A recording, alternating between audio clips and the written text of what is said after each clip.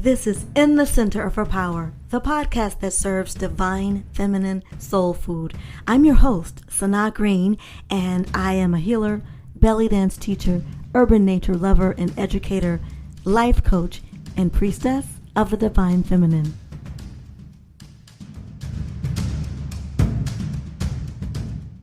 This is the first installment in a series of episodes on the mysteries of giving birth during the pandemic. It occurred to me that as we were in the pandemic and babies were being born, that the children who were coming in were actually evolved spirits. Maybe not all of them, but many of them were coming during such a tumultuous time, such a time of great turning and transition, that it stands to reason that those children who are being born are ushering in a whole new way of living, of being multidimensional beings. It occurred to me that these children might actually be able to integrate a higher vibration of living as a human, utilize their intuition, and be raised with the awareness of intuition, of connecting to ancestors and spirit guides, because their mothers have spiritually evolved. They have been learning about spirituality in different ways, whether it's through witchcraft, hoodoo, Wicca, a goddess movement, however they have evolved, they were able to raise their vibration to a certain level that these evolved beings were able to be born. This was my premise. That was my premise. So based on that premise, asking that question, I was led to a couple of people who could validate that impression. One of them is Sprit Traveler, who you're going to hear an introduction from today. We had a technical difficulty, so the interview was cut off, but really it was cut off in just the right time. It was divinely ordered. The next time we got together for an interview, she talked more in depth about her intuitive connections to children who were born during the pandemic. She has a couple of really great examples. She also put me in touch with one of the mothers that she worked with who gave birth during the pandemic. She had a mystical, transformational experience with giving birth, and I think that probably happens for a lot of women. However, she's going to talk particularly about how spiritually giving birth and being in connection with her son, now that he's born, he's a toddler, have impacted her.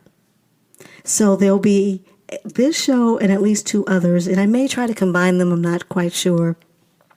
Anyway, you're going to get all of the juicy, mystical details. Stay tuned. If you haven't heard about Anchor, it's the easiest way to make a podcast. Let me explain. First of all, it's free. Did I say it was free? It's totally free. You don't have to pay anything to get started. There are creation tools, and you can edit and trim the end. You can record. There's intro music that you can use. It has so many really cool features that I really needed as I was starting to podcast. Anchor will distribute your podcast for you so it can be heard on Spotify, Apple Podcast, and many more. You can make money from your podcast with no minimum listenership. It's everything you need to make a podcast in one place. So go download the free Anchor app or go to Anchor FM and get started. Go ahead, download, get started. Let your voice be heard.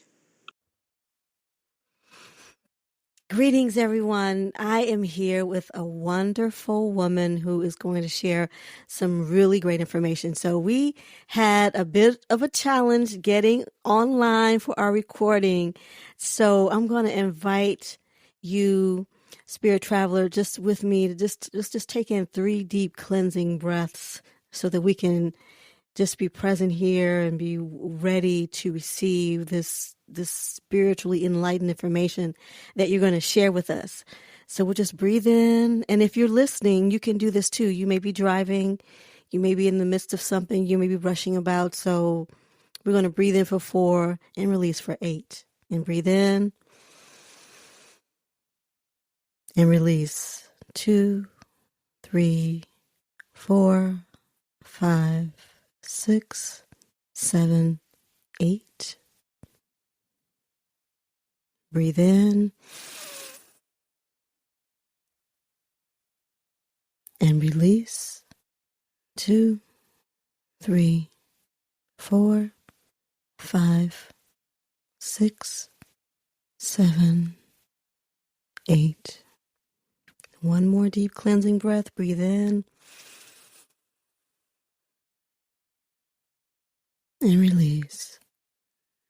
2, 3, 4, 5, 6, 7, 8.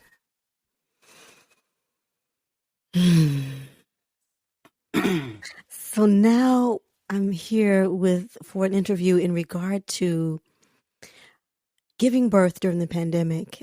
And my guest today is Sprit Traveler, and she's going to tell you a little more about herself.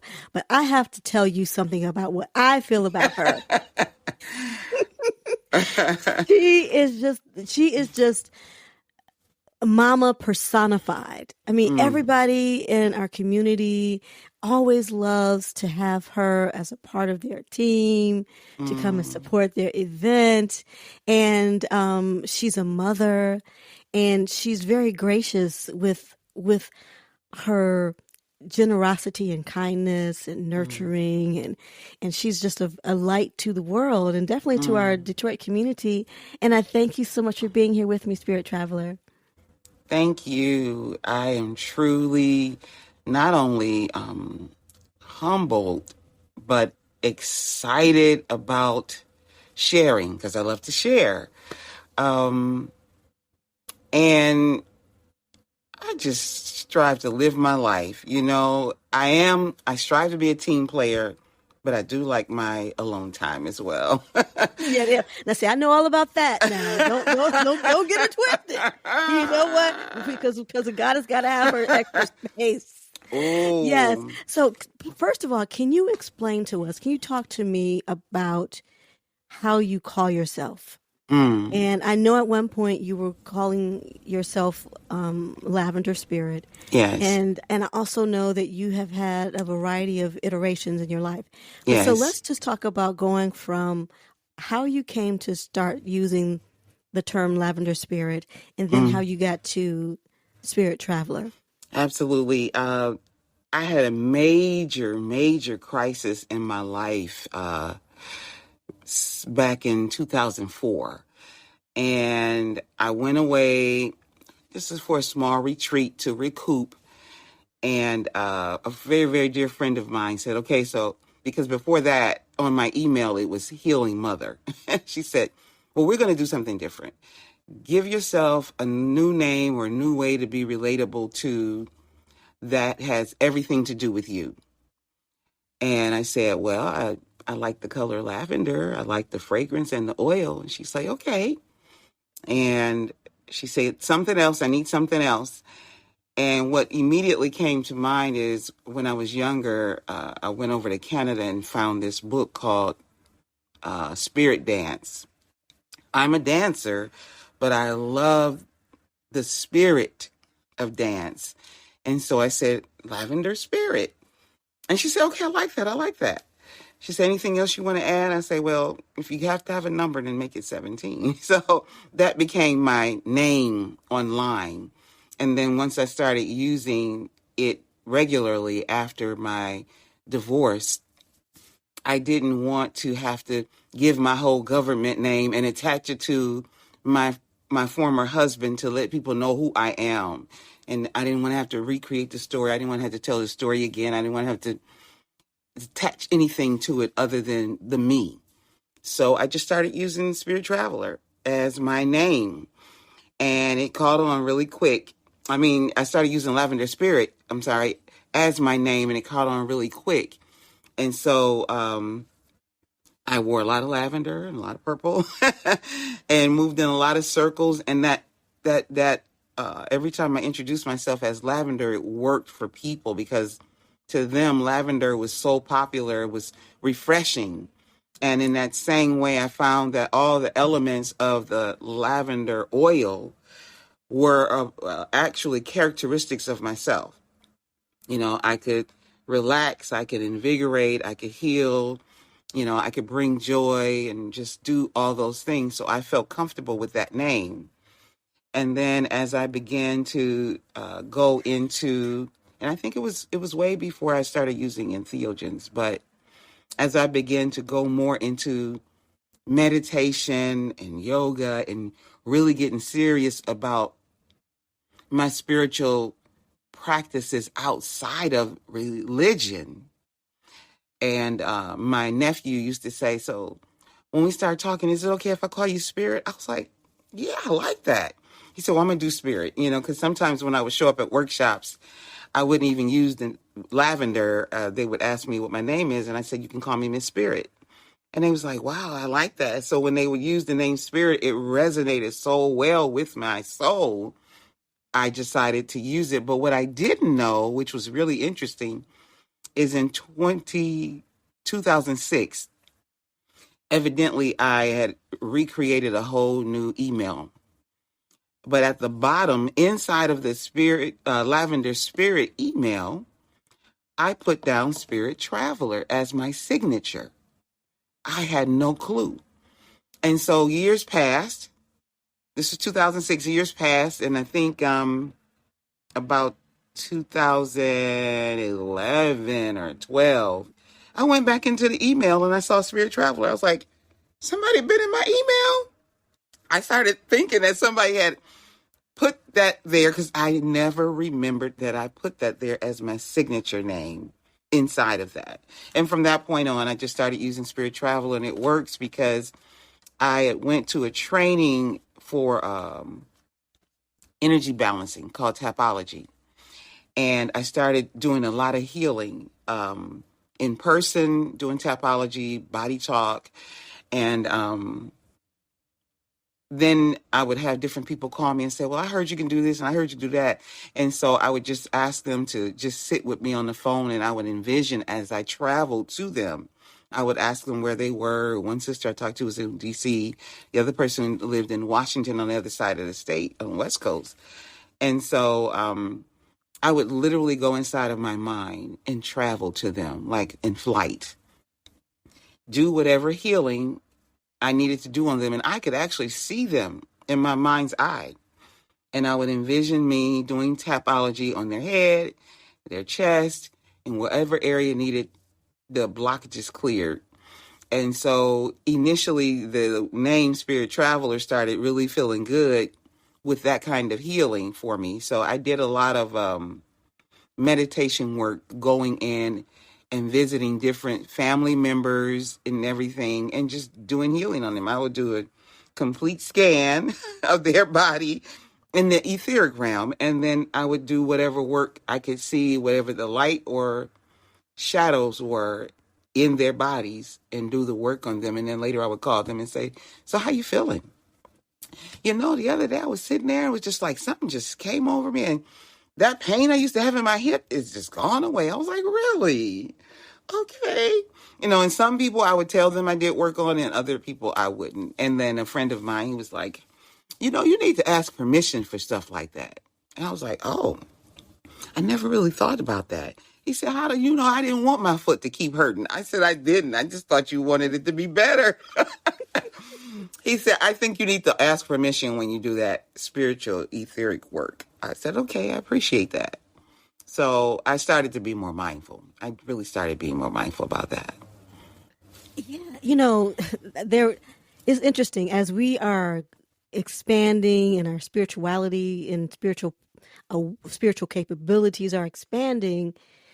I think we get excited and just want to Yes. share. Yes. And Heal the world. and there's a woman who's, you know, she's very empathic, and she will just like she will just like read me, and I'm like, Yeah. wait a minute, how do you know?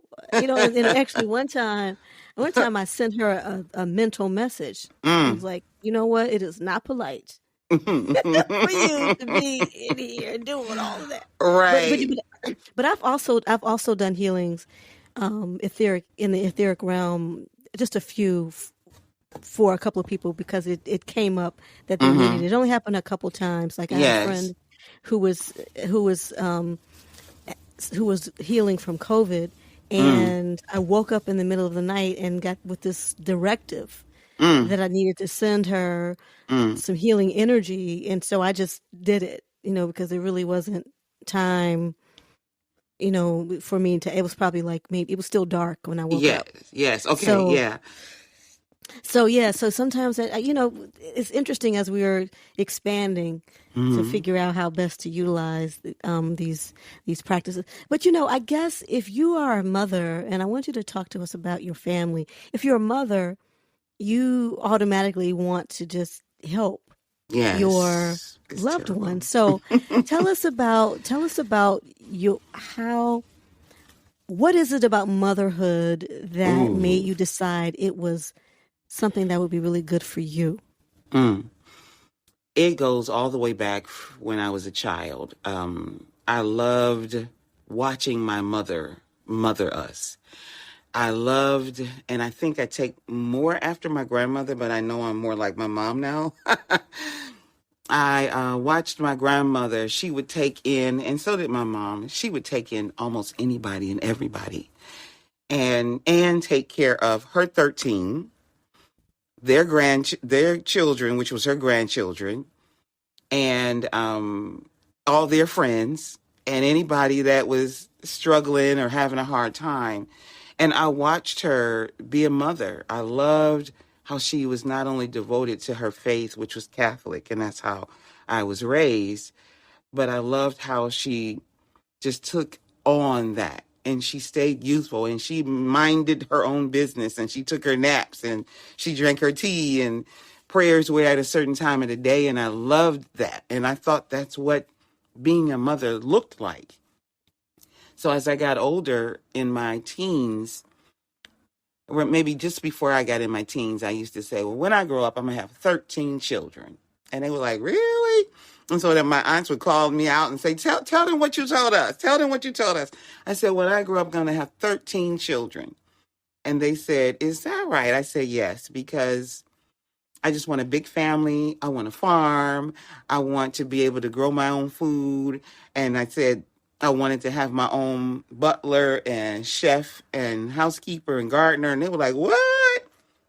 I And said, so how many yes. children how many children do you have now? I have 10 children. And how many And grandchildren? I have 22 grandchildren now. 22 grandchildren? Yes. Yes, I have 6 daughters, 4 sons, and the boys are out ruling on the grandsons' side, on the grandchildren's side, because at first it was just girls, girls, girls, girls, but the boys are showing up strong. So I'm loving that. And 5 of those of the 10 were home births, except for the one I had in the car. I had to, That's not exactly home, but it's certainly right, not the hospital. exactly. So So 5 of your 10 births were home births. How yes, did you, when you had a home birth, and so now I know you help people with home births, and we yes. were going to get into talking about that in a minute. Can you share with me what is it about? For some women, giving birth is very traumatic. Hmm. They don't want to do it. They once they get through it once, they don't want to get through it again, and they certainly don't then go and help others to give birth. Hmm. So, do you feel that giving birth or being a mother is a part of what you've come to experience spiritually? How do you see giving birth as a part of your spiritual journey?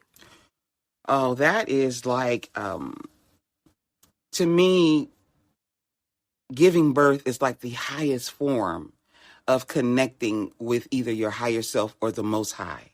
It is the highest title to wear as a woman. It is the highest honor to carry, and it is a major, major responsibility. But I've always loved children and babies. I've always had a way with them.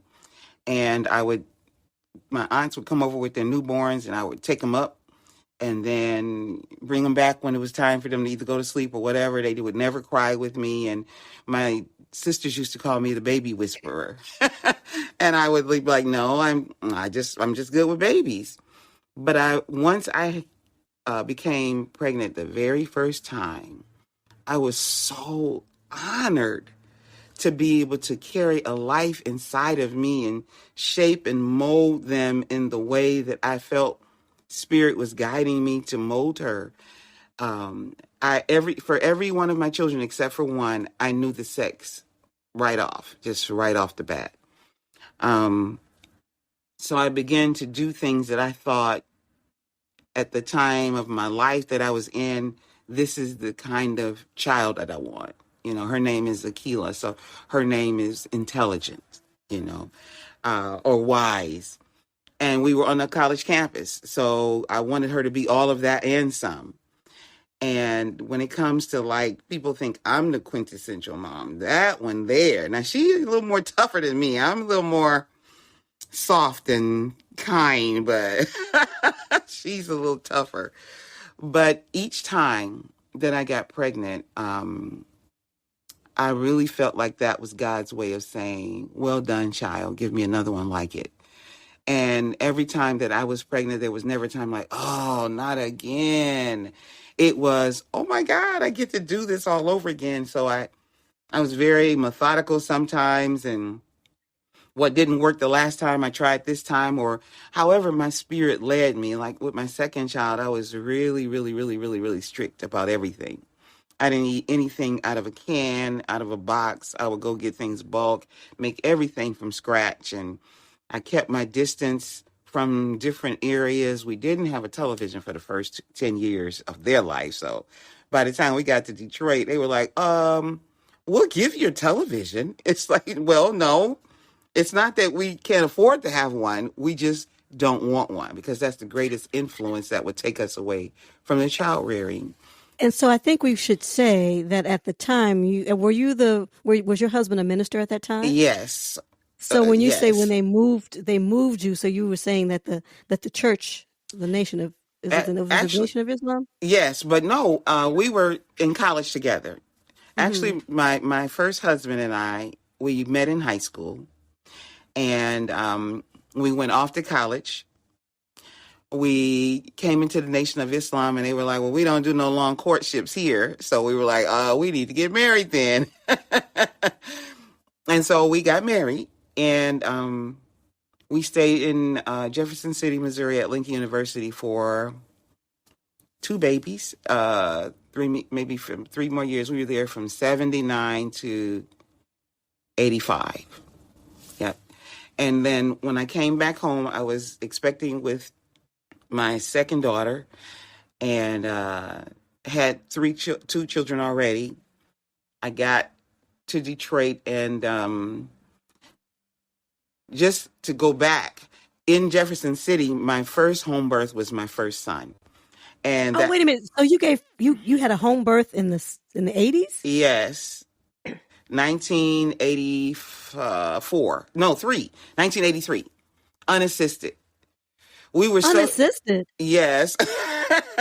Wow. And listen, so I know that during the pandemic that people didn't want to go to the hospital. Yeah. So was that why people gave birth unassisted, or was that why you gave birth?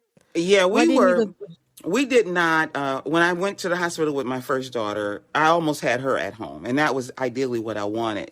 But I wasn't really quite prepared for that, although I had been studying midwifery and studying midwifery since the 9th grade, but practicing as a doula since the last year of my high school year, so it's 1979. But when I was pregnant with my first daughter, they did not treat us well at all. And I did not like the imposition of, if I told them I wanted to breastfeed only and you still come in with a bottle in your pocket saying this is how you're going to do because she needs to eat.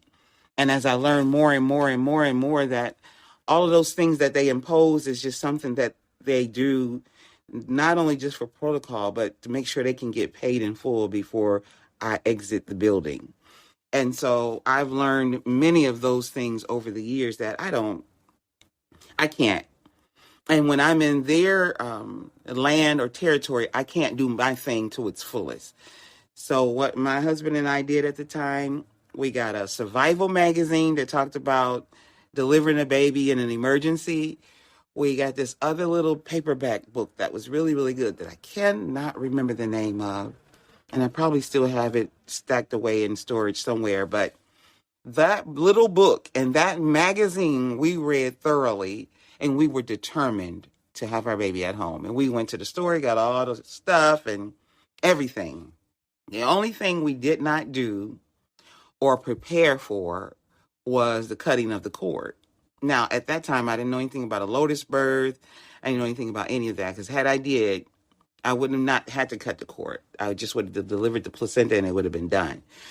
But okay, so wait a minute. Excuse me.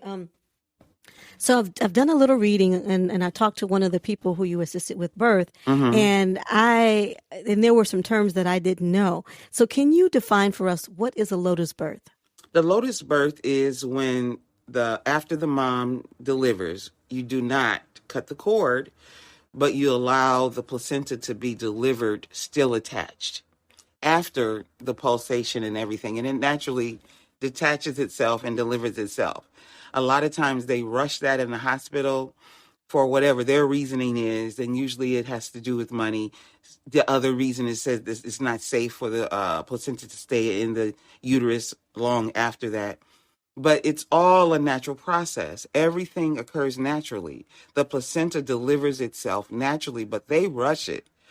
You know, if you massage gently the abdomen and you work with the contractions and the massaging will absolutely get the placenta down.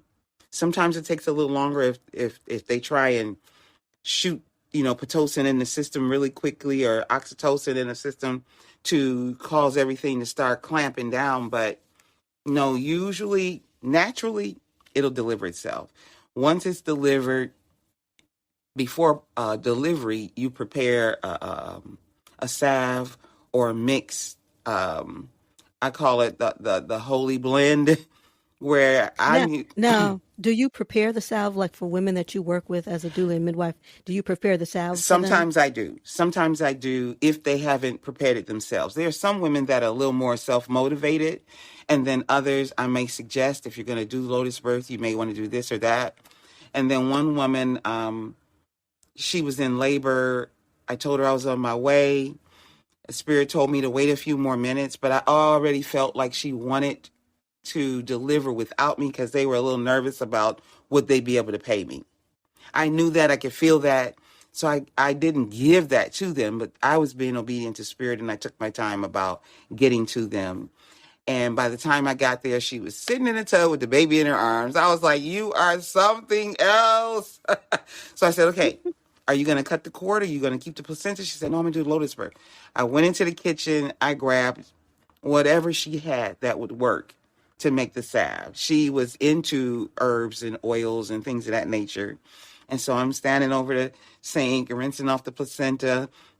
And she had the baby near me, but she couldn't stand long. So I told her what we would do is you can have a seat, and I'll bring the towels and the water over to you, and we just kind of patted the placenta dry. I mixed up the salts, the herbs, the spices. And so what kind of things might go into a salve? I would usually use sea salt. Some people use kosher salt. I use Himalayan salt. The salt actually does not only the preserving, but it cuts down on everything else in terms of the odor, anything going wrong with it, and it allows the placenta to dry naturally. It actually preserves it to the point where there are no, what they would say in the hospital, infections coming in of that nature. There's certain herbs that you use. I might use lavender, rose, depending on what she likes. I might put that in there, maybe even geranium. lemongrass, depending. Try not to make it too strong, but I would put in different herbs as well to make sure that infection doesn't occur. Because I'm thinking all these things like we don't want infection. I might put a little golden seal in there. I might put in some sage. I might put in some nettles or rosemary even, and just blend everything up. And it depends because each mix for me is made to order. I've done some with lots of turmeric and ginger because that's what I was receiving from the baby in terms of the spices.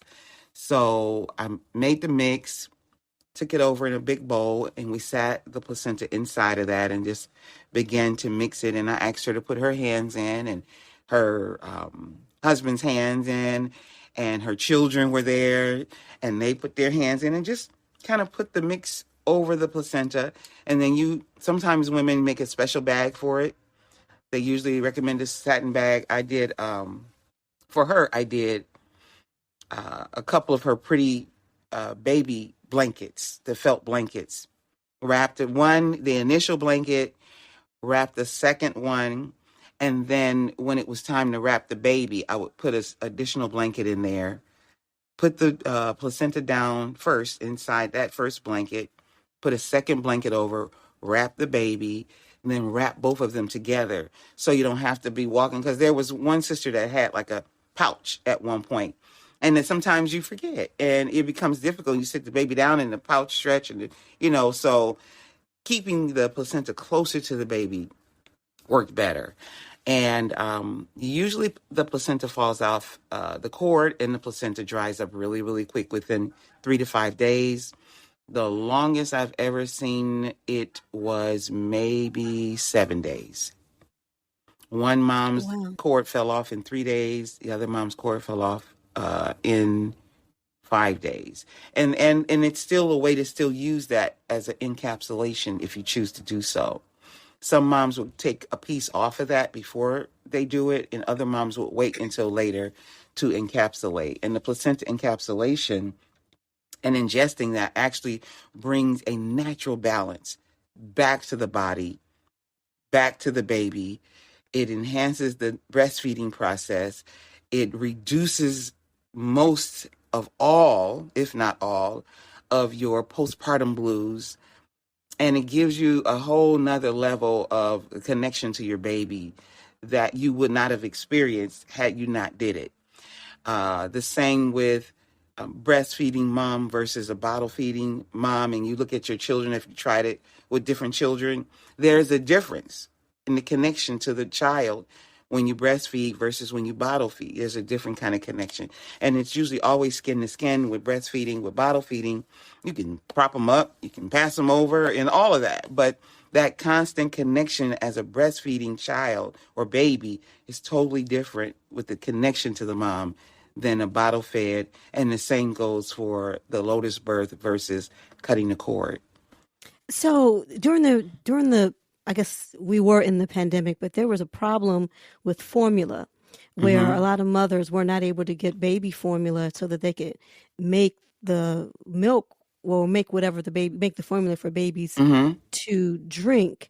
And there was this whole controversy about why is it that certain mothers don't have food, if they don't have the formula, they can't feed their babies. And then I saw some posts on social media about women who were not able to breastfeed for whatever reason. What do you think are some of the reasons why it's difficult for some women to breastfeed?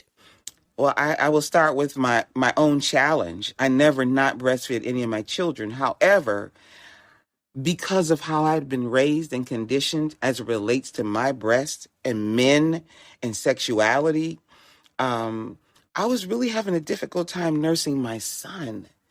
And it took me a little while to get it together because I was like, because of all this mental conditioning when it comes to sex and breast, I didn't have a problem with my daughter. But when my son came along, I struggled. A couple of things happen with moms who have issues with breastfeeding. That's one of them. Trying to separate the sexual aspect of the breast and how it's been manipulated when it comes to being intimate versus now I feed my baby with it. Oh my God. Some And then the other thing is when you look at when you look at our culture and you look at media, you look at photos and how women's breasts are objectified, and Right, really they only, and so and some for some to have bigger breasts and have enlarged, to get their breasts enlarged right. is like the thing to do so that they can look attractive Mm-hmm. for men, and there's nothing wrong with looking attractive. Right. But I don't know how you breastfeed with silicone. I don't know how that actually works. I Maybe don't you even, can. I have no idea. I have no idea. I do know that a lot of small frame women who don't have much breast before pregnancy, they love it when they're pregnant and when their milk come in. It's like yes, because of that whole conditioning of the small breast women, big breast women. Um, One of the other things is some women are really not prepared for the process, and it comes with a level of pain sometimes, especially when you don't nurse properly. It is a very sensitive area, but it is also a very tough area. Once you get past that constant suckling and get the baby on properly, it's commonplace. They just come and help themselves to it. Some babies, when they're newborns, they help themselves to it, and other children. I think my daughter nursed until her oldest one of her children were about 4. My sister nursed until all her children were 4. My grandmother nursed until I think she had 2 boys and 11 girls, and she nursed her youngest son until he was about 5 or 6. And he would just come and pull up her thing and go for it. But in this culture, because of how we've been raised about breast and breastfeeding, it hasn't always been that natural thing to do. And people are like, girl, he gets big enough to get a job. If he can, tell you he can't use the bathroom or change his diaper, it's time for him to get off the breast. But the whole connection and the understanding of it is, it not only keeps you connected to the mom, one, it helps whatever the immunity that's happening with the baby works itself out. It also helps the baby to connect in a way with the mom where that bond just cannot be broken. And no matter what happens, that bond just, even if they don't remember, it can't be broken. And my youngest son is 20, and every time he come over, he say, Mommy, do you remember when I used to breastfeed and give my milk? I was like, look, you are 20 years old. It is time for that to not be an issue, son. I understand it. I love that you loved my breast milk, but you can't have none right now. But it is a very sacred milk, and I use it, for different things when the baby is small. Excuse me, when the baby is smaller, I use it for their hair, cradle cap, pink eye, rashes on the bottom, rashes on the face. Whatever you think that you might want to use an ointment or something for, even nasaling the nose when it's full of mucus, or swabbing the mouth when they have thrush. I've used it for many things. And then after that milk that you keep in the freezer later, I've used for my own skin and my own healing wounds on my body. And you can, yeah, and Really? you can actually heal the tenderness of the breast after you wipe off the saliva and everything from the baby, and put the breast milk on the nipple and the areola area and allow it to dry. It actually heals the boobs faster, but a lot of times, we're so in the throes of, recovering from delivering and adjusting to the new reality of this new being that was once inside and now is outside, and you got to tend to everything about it, that we don't think about letting our breast air out. We're not trying to do a whole lot of things that will help us heal a little faster because we're still recouping, and a lot of times it requires more time on the postpartum end with the mother than it does on the front end of prenatal care. So I've often thought to go into that area. One of the things that I did not do is separate. It's really not a separation, but this society has caused you to separate everything. Prenatal separate, birthing separate, postpartum separate, breastfeeding separate. So, but the whole process, if you're really, really wanting to get down into the full totality of doula practice, is to stay with that mom from the time she knows. I usually do 11 weeks all the way until after birth. And then I come back and visit after that. It doesn't always quite ideally happen in the time frames like that, but ideally to be with that mom and walk her through the birth, walk her through the pregnancy, then be with her during labor and delivery. Excuse me. And then if you can stay with the mom at least 3 days after birth, it really helps to adjust. When you're in the hospital, it's a little more difficult. But staying with the mom at least 3 days, even if she has help, being present gives her a sense of security. It gives the family a sense of security. And it gives whoever her help is, especially the mom, if it's a home birth, whoever her help is still wondering, oh, do we go to the doctor's office? Oh, what do we do? No, I usually have it set up where within 24 to 48 hours, unless it's over a weekend, I have a pediatrician that has been my children's pediatrician since my third child. And I'll just call her up and say, I have a newborn, it's Spirit. And she'd say, well, bring them in tomorrow morning or bring them in on Monday, and just tell them, what I told you.